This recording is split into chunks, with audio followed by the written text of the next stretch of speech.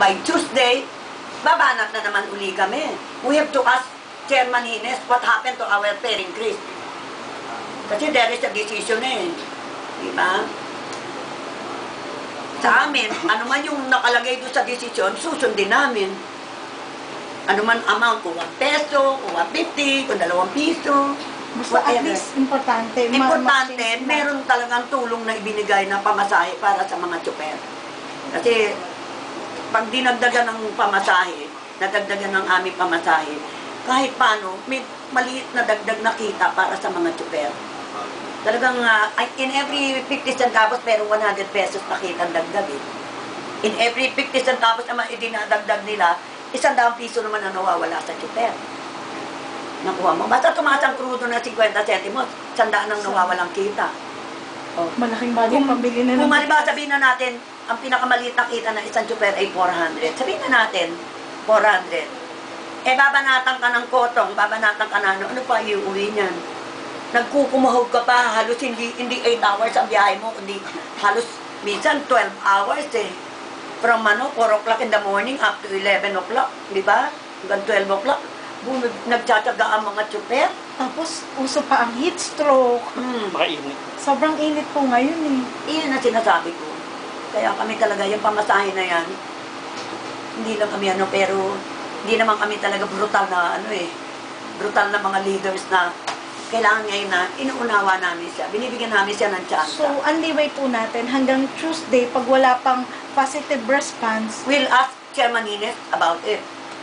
Ano na nangyari? Ano nangyari doon sa pamasahe namin. Hindi ko mo diniklara nila na there is a proposal project about modernization.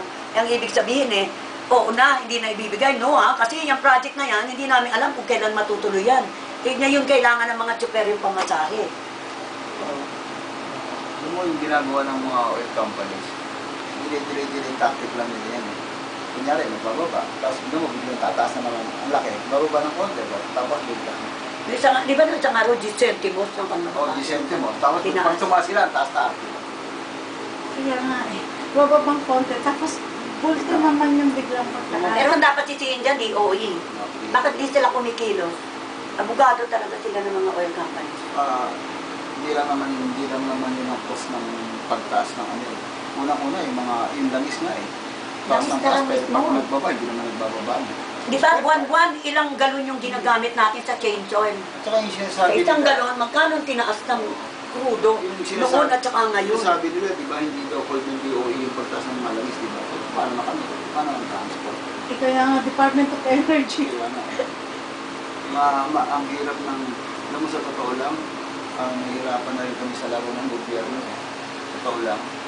Kaya lang, siyempre, may mga quota na tinatawag.